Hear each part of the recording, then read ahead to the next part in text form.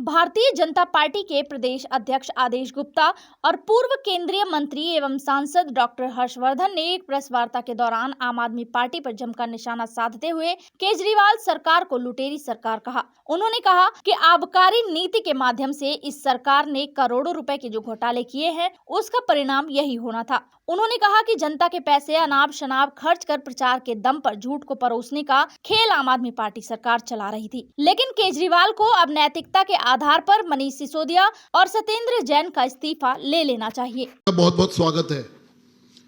आज सुबह से जिस तरह से राजनीतिक घटनाक्रम बहुत तेजी से हो रहा है और जिस प्रकार से आम आदमी पार्टी की बौखलाहट सीबीआई की जांच के बाद सामने आ रही है, उसी को लेके हम सब आपके बीच में आए हैं। मंच पर आप सबके संबोधित करने के लिए मंच पर अध्यक्ष आदेश गुप्ता जी मौजूद हैं, मेरे साथ मेरे साथी हरिहर जी मौजूद हैं। मैं अब निवेदन करूंगा डॉक्टर अपना आदेश गुप्ता जी से कि आपको संबोधित करें। बहुत बहुत धन्यवाद। धन्यवाद हरीश जी। सभी पत्रकार मित्रों को मेरा नमस्कार। डिप्टी सीएम मनीष सिसोदिया पर सीबीआई रेड पड़ी है, तब से आम आदमी पार्टी के नेता बौखला गए हैं और वो तमाम दिल्ली सरकार के मॉडल की बात कर रहे हैं। दिल्ली के अंदर नई शराब नीति लाने वाले, दिल्ली के अंदर शराब माफियाओं को भ्रष्टाचार के माध्यम से संरक्षण देने वाली सरकार आज अपनी ईमानदारी की बात कर रही है। मैं दिल्ली के मुख्यमंत्री से पूछना चाहता हूं कि जिस शराब नीति को आपके उप मुख्यमंत्री मनीष सिसोदिया लाए थे और ये दावा कर रहे थे इससे हजारों करोड़ रुपए का उन्हें फायदा होगा, ये शराब नीति दिल्ली के अंदर रेवेन्यू का भंडार भरेगी और अपने हर वक्तव्य में कहते थे हजारों करोड़ रुपए का फायदा हुआ है। यहां तक कि खुद उप मुख्यमंत्री शराब सीबीआई जांच से एक दिन पहले कह रहे थे इससे 3000 करोड़ रुपए का फायदा हो रहा है। कोई इनके प्रवक्ता कह रहे 1300 करोड़ रुपए का फायदा हो रहा है। लेकिन जैसे ही सीबीआई जांच हुई वैसे ही वो बातें बिल्कुल सिद्ध हो गई जो भारतीय जनता पार्टी पहले से कहती आई है। और भारतीय जनता पार्टी कह रही थी कि ये शराब नीति शराब माफियाओं को फायदा पहुंचाने के लिए है। रातों रात जिस समय देश कोविड से जूझ रहा था, उस समय इन्हें कोविड की चिंता नहीं थी। इन्हें नई शराब नीति के माध्यम से हजारों करोड़ रुपए शराब माफिया को फायदा पहुंचाया। 144 करोड़ रुपया उनका कोविड के दौरान, आज तक इतिहास में नहीं हुआ कि कोविड की रिलीफ शराब माफिया को दी जाए। कोविड की रिलीफ दिल्ली के आम जनता को मिले, इसकी चिंता दिल्ली सरकार को नहीं थी। कोविड के नाम पर 144 करोड़ रुपए शराब माफिया को माफ करने का पाप दिल्ली में अरविंद केजरीवाल सरकार ने किया है। 30 करोड़ रुपए जो अर्नेस्ट मनी फोरफिट होनी चाहिए, वो अर्नेस्ट मनी को वापस कर दिया शराब माफिया के दबाव में। शराब माफिया पर इतने मेहरबान हो गए केजरीवाल साहब कि उन्होंने उनका कमीशन जो 2.5% था पहले, उसको बढ़ाकर 12.5% कर दिया। इतने मेहरबान हो गए कि दिल्ली में 21 ड्राई डे की संख्या थी, उसको घटाकर 3 कर दिया गया। मेहरबानी का आलम यह रहा कि ब्लैक लिस्टेड कंपनी को भी ठेके दे दिए। जो कार्टेल अलाउ नहीं था, इन्होंने ही शराब नीति बनाई कि उसमें कार्टेल अलाउ नहीं होगा, वो कार्टेल भी अलाउ कर दिया। और चोर दरवाजे से मैन्युफैक्चरर कंपनी को ट्रेडिंग के लिए अलाउ कर दिया। ये सारा पाप दिल्ली के अंदर, दिल्ली में अरविंद केजरीवाल सरकार जो ईमानदारी का ढिंडोरा पीट रहे हैं, अपनी पीठ थपथपा रहे हैं, अपने मॉडल की चर्चा कर रहे हैं, लेकिन नई शराब नीति जिससे हजारों करोड़ रुपए उन्होंने शराब माफिया को लुटा दिया। लोग तो ये कह रहे कि शराब नीति इसलिए आनन फानन में लाए थे क्योंकि पंजाब में चुनाव हुआ और पंजाब के चुनाव से पहले शराब माफिया और आम आदमी पार्टी की बहुत बड़ी डील हुई थी। और वो डील यही थी डील ये थी कि तुम हमें फायदा पहुंचाओगे तो हम भी आपको पंजाब के अंदर आम आदमी पार्टी के चुनाव में मदद करेंगे। सामने आ गया है। पहले रेवेन्यू 6,000 करोड़ रुपया था, जो घटकर 5,000 करोड़ से भी कम रह गया। जिस रेवेन्यू की बढ़ने की बात ये कह रहे थे, मैं आज अरविंद केजरीवाल से पूछना चाहता हूं कि आपको जनता ने स्वच्छ पानी के लिए बिठाया था, आपको जनता ने इक्वल डिस्ट्रीब्यूशन ऑफ वाटर के लिए बिठाया था कि सिसोदिया जी तो इक्वल डिस्ट्रीब्यूशन ऑफ शराब की बात कर रहे हैं। 250 दुकानों से बढ़ाकर 850 दुकानें खोल दी। शराब माफिया, आप सोचिए कि शराब माफिया के ऊपर इतने मेहरबान थे कि जहां जहां महिलाओं ने प्रदर्शन किए कि ये हमारे इलाके की दुकान है, इसको बंद कर दीजिए, वहां बाउंसर से, केजरीवाल के बाउंसर थे, वो बाउंसर से गुंडों से उन महिलाओं को पिटवाया गया। अनऑथराइज्ड कॉलोनी, रिहायशी इलाके में के अंदर, स्कूलों के पास, मंदिरों के पास, धार्मिक स्थलों के पास शराब के ठेके खोलने का पाप दिल्ली में अरविंद केजरीवाल सरकार ने किया है। और ये पाप को छुपाने के लिए, अपने भ्रष्टाचार घोटालों को छुपाने के लिए ये जो बातें कर रहे हैं, ये इस तरह केजरीवाल सरकार अब बिल्कुल उसका खुलासा हो गया है, एक्सपोज हो गई है कि ये हजारों करोड़ रुपए शराब माफिया से मिलकर दिल्ली के राजस्व में करोड़ों रुपए का कमी करने वाले ऐसा पाप दिल्ली की अरविंद केजरीवाल सरकार ने किया है। डॉक्टर हर्षवर्धन जी मौजूद हैं। अब मैं उनसे निवेदन करूंगा कि इस जो सब कुछ हुआ है इसके बारे में आप सबको संबोधित करें। डॉक्टर हर्षवर्धन जी। दोस्तों, पहले तो आप सबको और आपके सबके माध्यम से दिल्ली वासियों को और देशवासियों को जन्माष्टमी की ढेर सारी शुभकामनाएं देना चाहता हूं। भगवान श्री कृष्ण का जन्मोत्सव का समय आने वाला है और भगवान श्री कृष्ण ने पूरे सात्विकता के साथ और पूरी ईमानदारी के साथ जो कर्म के पथ पर चलने का मार्ग है वो हम सबको सिखाया है। अभी अचानक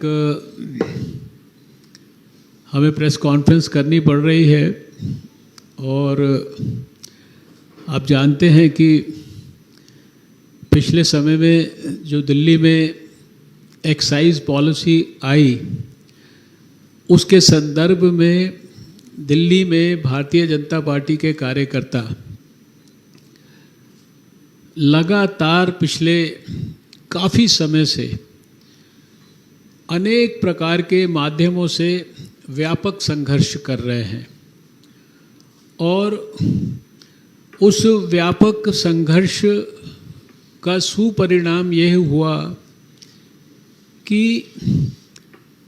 ये विषय सबके संज्ञान में आया और हम सब ने मिलकर ये सुनिश्चित कराया कि इस विषय की गहराई में जांच होनी चाहिए। दिल्ली के उपराज्यपाल महोदय को भी इसके लिए कन्विंस किया गया, इसकी जांच इनिशिएट हुई और जांच इनिशिएट होने के बाद उसमें एक स्टेप और आगे महत्वपूर्ण कड़ी ऐड हुई है कि दिल्ली के उप मुख्यमंत्री जो तरह तरह के बयान देते रहते हैं अपने मुख्यमंत्री की तरह, उनके खिलाफ आज रेड्स हुई हैं और कोई जो रेड्स होती हैं तो वो बिना किसी कारण के नहीं होती, बिना किसी सबूत के नहीं होती हैं। इस पॉलिसी के तहत जितना व्यापक भ्रष्टाचार हुआ वो उसका एक पहलू है, जिसके बारे में अभी हमारे प्रदेश अध्यक्ष ने बहुत विस्तार से उसके सभी एस्पेक्ट्स के बारे में आपसे चर्चा की है।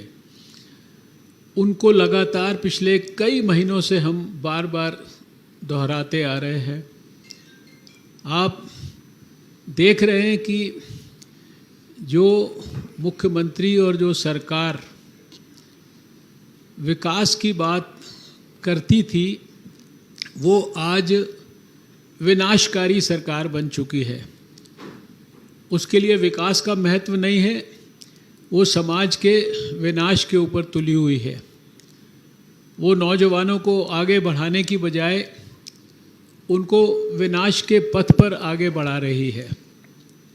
और ये पॉलिसी तो एक्साइज पॉलिसी तो एक विषय है, लेकिन किसी भी विषय की आप चर्चा कर लें, किसी विषय की गहराई में आप डूबने का प्रयास कर लें, तो पिछले 7-8 साल में जब से दिल्ली में आज जो सरकार शासन कर रही है उसके क्रियाकलापों का हम विश्लेषण करेंगे तो उसके आधार पर अगर मैं बहुत ऑनेस्टली अपने विश्लेषण को करता हूं तो मुझे ये कहने में कोई ज़रा सा भी संकोच नहीं होता कि ये शायद जो दिल्ली में सरकार है ये लुटेरों की सरकार है। ये दिल्ली के लुटेरे या लुटियंस के लुटेरे, अगर ये भी कहा जाए इनके बारे में तो ये कोई अतिशयोक्ति नहीं होगी ज़रा सी भी। शायद झूठ की पराकाष्ठा, भ्रष्टाचार की पराकाष्ठा और लोगों को हर प्रकार से गलत बयानी करके मिसगाइड करना और पैसे के दम पर, और पैसा भी वो जो जनता से टैक्स की वसूली करके जनता का पैसा होता है जो कि जनता के विकास में खर्च होना चाहिए, उस पैसे को अनाप शराब एक्सट्रीम तरीके से देश में, दुनिया में, विदेश में पब्लिसिटी के लिए, प्रचार के लिए करोड़ों, सैकड़ों करोड़ रुपया इस्तेमाल करके झूठ को सच के रूप में परोसने का काम ये सरकार कर रही है। लेकिन अब दिल्ली की जनता की आंखें अच्छी तरीके से खुल चुकी हैं। देश में भी आज ये वातावरण बनता जा रहा है कि दिल्ली के सरकार को, इसके दुष्कर्मों को देश में हम लोग तो समझ पा रहे हैं, आप लोग दिल्ली के लोग क्यों नहीं समझ पा रहे हैं। ये कभी कभी इस प्रकार की गलतफहमी जो है लोगों को होती है। लोग कहते हैं भी दिल्ली में लोगों को क्यों नहीं समझ में आ रहा है। हमको इतनी दूर बैठ के समझ में आता है कि एक सरकार दिल्ली के अंदर एक्टिविटी का प्रचार जो है वो बंगाल में भी जाके करती है, उसके एडवर्टीजमेंट की चेन्नई के अंदर भी देती है, तेलंगाना में भी देती है, और हम में से बहुत सारे लोगों को जानकारी भी है कि ये दिल्ली में जो एक्साइज पॉलिसी बनी, ये कब बनी, कहाँ पर बनी, कैसे बनी, कौन से प्रदेश में बनी, और उस प्रदेश के अंदर किस प्रकार से गुप्त मीटिंग्स हुई, और फिर उस प्रदेश के अंदर जो पॉलिसी है, उस प्रदेश के अंदर उस पॉलिसी के तहत कितना दुष्प्रभाव उसका वहाँ के नौजवानों के ऊपर, वहाँ की महिलाओं के ऊपर होता है, कैसे वहाँ पर घर तबाह हो रहे हैं। बराबर लगातार दिल्ली के मुख्यमंत्री, पता नहीं कितने सारे उनके वीडियोज़ हैं जो कोई डेडलाइन सेट करते हैं, कहते हैं कि हम हर घर के अंदर, देखिए कितनी गंभीरता के साथ प्रधानमंत्री नरेंद्र मोदी जी ने 2019 में संकल्प लिया कि हर घर के अंदर देश के जल पहुंचाएंगे, और उसके लिए सारे देश की सरकारों को आर्थिक रूप से मदद कर रहे हैं, टेक्निकली मदद कर रहे हैं, मॉनिटरिंग कर रहे हैं व्यक्तिगत, और आज बहुत बड़ी मात्रा के अंदर उसके अंदर सफलता प्राप्त हुई है। उनका टारगेट है कि 2024 तक उनका सपना है। लेकिन उसके विपरीत दिल्ली में क्या हो रहा है, जहाँ की लगातार पिछले 8 साल से 7 साल से दिल्ली के मुख्यमंत्री पानी पानी पानी के लिए प्रॉमिस करते रहते हैं, लेकिन पानी तो हर घर के अंदर उन्होंने नहीं पहुंचाया, लेकिन शराब जो है हर घर के अंदर सुलभ ढंग से, अच्छी तरीके से और सब घर के अंदर, उसके घर के आसपास होम डिलीवरी, दिन में पीना चाहें दिन में पीजिए, रात को पीना चाहें रात को पीजिए, अपने यंग बच्चे के साथ पीना चाहें यंग बच्चे के साथ पीजिए। ये क्या हो रहा है? और उसके पीछे कितना बड़ा भ्रष्टाचार। अभी हमारे अध्यक्ष जी ने सब चीज़ों की चर्चा की है। पंजाब इलेक्शन के अंदर क्या उसके संदर्भ में विषय है वो भी आपके सामने सारी की सारी जानकारी उन्होंने रखी है। और आज जब रेड्स हुई हैं तो एक्साइज पॉलिसी के बारे में बात नहीं कर रहे हैं। अरे मेरा ये कहना है कि एक्साइज पॉलिसी आपकी बहुत सुंदर थी, बहुत बढ़िया थी, तो एक्साइज पॉलिसी को अचानक जो है उसमें गड़बड़ नहीं थी तो आपने वापस क्यों लिया? Can you answer this? इसका कोई जवाब नहीं है।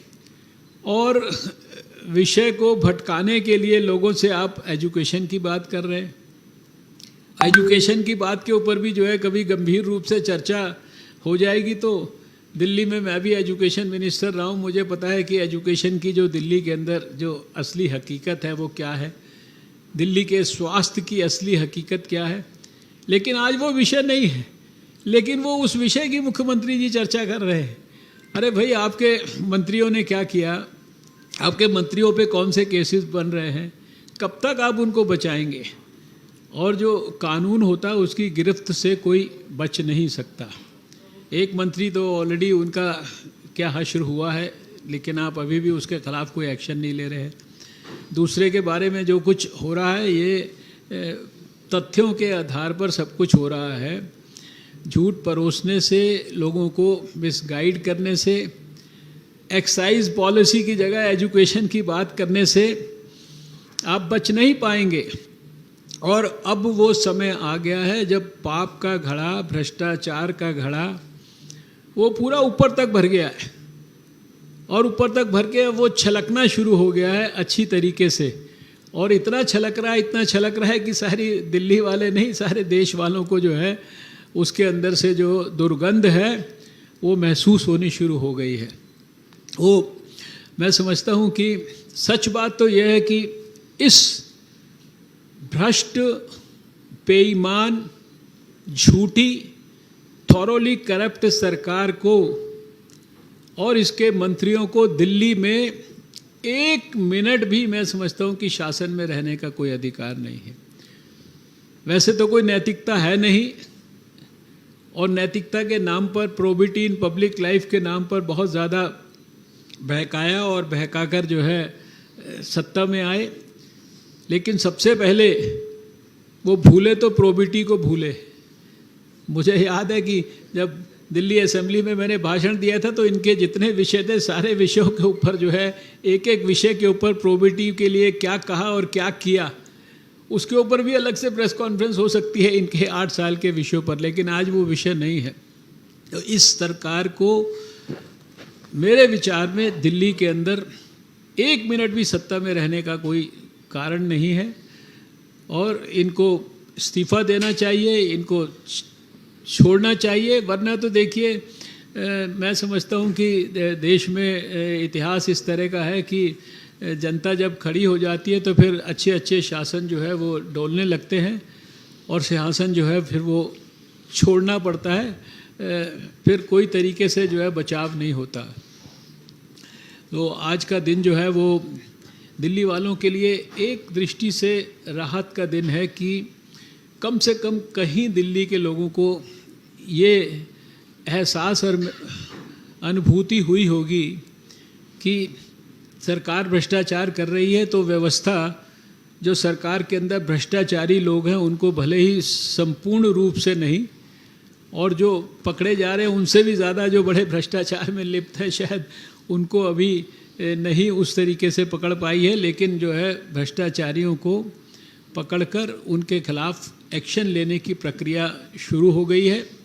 इसके लिए जांच एजेंसीज़ को और दिल्ली में जिनके नेतृत्व में लेफ्टिनेंट गवर्नर ये जांच इत्यादि का ऑर्डर हुआ, और जिन भी अधिकारियों ने इस जांच के अंदर सहयोग किया उनका हम हृदय से आज अभिनंदन करना चाहते हैं, उनका आभार प्रकट करना चाहते हैं। देखिए प्रफुल्ल जी, राजनीति तो वो लोग कर रहे हैं हम लोगों के लिए तो राजनीति जो है वो सेवा का माध्यम है, शुचिता है, ईमानदारी है, राष्ट्र धर्म है, समाज धर्म है, मानव धर्म है। लेकिन जैसा मैंने कहा कि भेष बदलकर सरकार के अंदर लुटेरे आ गए हैं, इसलिए मैंने कहा कि ये इसको लुटेरों की दिल्ली बना दिया है इसको। अब और कुछ नहीं कहेंगे तो यही कहेंगे, कहने के लिए तो यही है ना, झूठ। लेकिन झूठ परोसकर सच को जो है आप भुला नहीं सकते। जो सच होता है उसकी पावर अनबीटेबल होती है, ट्रुथ की पावर अनबीटेबल होती है, ऑनेस्टी की पावर अनबीटेबल होती है। सत्यमेव जयते होता है हमेशा। ट्रुथ को बीट करना मुश्किल है, असंभव है, डिले हो सकता है, जैसा कि दिल्ली में इस सरकार के केस में। लेकिन धीरे धीरे आप देख रहे हैं कि इनकी जितनी झूठ की परतें हैं वो सारी की सारी एक्सपोज हो रही हैं। सब कुछ इनका पता लगता जा रहा है लोगों को जो है। और बहुत ज़्यादा दिन तक जो है ये अखबार में और टेलीविज़न में पेड एडवर्टीजमेंट्स देकर जो है अपने झूठ के माध्यम से जो है ना वो उसको सच बनाकर परोस नहीं पाएंगे, ये मुझे पूरा विश्वास है। अभी आप देख, अरे भाई मैंने तो आपको एक शब्द कहा कि आज बात भले ही एक्साइज पॉलिसी की हो रही है, किसी भी विषय, किसी भी डिपार्टमेंट की गहराई में आप लोग अगर अपने आप को डालकर और अध्ययन करने का प्रयास करेंगे तो खाली ये जो 4-5 घोटालों जिनकी आपने चर्चा की है, खाली ये चर्चा नहीं होगी, इससे ज़्यादा बहुत सारी चीज़ें आप जो है उसका प्रचार करने के लिए, उनको एक्सपोज करने के लिए मजबूर हो जाएंगे। इसीलिए मैंने जो शब्द यूज़ किया, ये लुटेरों की दिल्ली बन गई है ये सरकार के माध्यम से। देखिए इसको अध्यक्ष जी ने एक्सप्लेन भी किया है, और जो अभी प्रफुल्ल ने सवाल किया था ये उसका जवाब आपने दे दिया। ये अगर राजनीतिक विषय होता तो किसी एक राजनीतिक व्यक्ति के खिलाफ जो है झूठा कोई रेड होता। ये राजनीतिक विषय नहीं है हमारे लिए।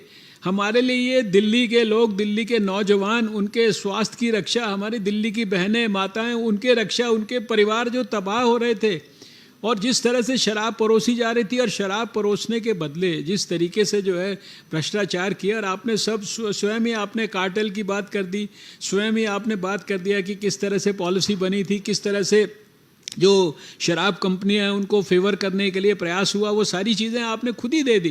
ये तो आपके पास, सबके पास सब कुछ है, जवाब आपके पास हैं, पूछने के लिए आप जो मर्जी पूछिए। लेकिन ये मैं समझता हूँ कि ना ये किसी राजनीति का विषय है और ना ही इसमें ये सीधे सीधे जनता को, दिल्ली के लोगों को न्याय दिलाने का विषय है, न्याय। और ये उनका फंडामेंटल राइट है। उन्होंने किसी सरकार को चुना है तो सरकार की जो अकाउंटेबिलिटी है जनता के प्रति है। आज अगर दिल्ली के अंदर हम ऑपोजिशन के अंदर हैं तो हमारी अकाउंटेबिलिटी भी जनता के प्रति है कि we can not allow them to go scot free.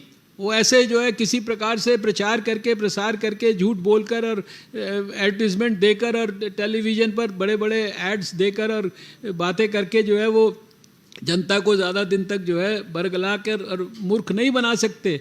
It is our duty, fundamental duty of all of us. We are elected representatives. वही काम हम लोग कर रहे हैं। भैया ऐसा है कि प्रधानमंत्री नरेंद्र मोदी जी को आज वो एक इंस्टीट्यूशन है, नेशनल नहीं इंटरनेशनल इंस्टीट्यूशन है। और इस देश ने प्रधानमंत्री नरेंद्र मोदी जैसा योग्य, कर्मठ, ईमानदार और ऐसा दूसरा नेता नहीं देखा जिसने समाज के सभी वर्गों के सब प्रकार की समस्याओं के समाधान के लिए विजनरी पॉलिसीज बनाकर उनको ग्रास रूट लेवल तक इम्प्लीमेंट कराने के लिए खुद व्यक्तिगत मॉनिटरिंग की है। आज सारे दुनिया के अंदर प्रधानमंत्री मोदी की जितनी इज्जत है और जिस प्रकार का जो है उन्होंने जो है दर्जा हासिल किया है, उसके लिए उनको किसी भी नेता की, किसी भी सरकार के, किसी मुखिया की, किसी सर्टिफिकेट की ज़रूरत नहीं है। हम तो इसके ऊपर बात भी नहीं करना चाहते। आपने कमेंट मांगा इसलिए हमने आपको कमेंट दे दिया। जी आदेश। देखिए, जो केजरीवाल साहब बार बार कह रहे हैं हम कट्टर ईमानदार हैं, ये कट्टर ईमानदार लोग अपने बेईमान मंत्री, इनके 2 मंत्री हैं, पंजाब के स्वास्थ्य मंत्री और दिल्ली के स्वास्थ्य मंत्री जेल में चले गए। हजारों करोड़ रुपए जमीन के घोटाले में सत्येंद्र जैन जेल में है। ये कट्टर ईमानदारी की बात कर रहे हैं। ये क्या कट्टर ईमानदारी की जवाब देंगे कि आप एक भी व्यक्ति को, एक भी छात्र को हायर एजुकेशन स्कीम में लोन नहीं दिया और 19.5 करोड़ रुपया पूरे देश में विज्ञापन पे खर्चा किया। किस तरह की ईमानदारी की बात कर रहे हैं आप? ये कट्टर बेईमान लोग हैं।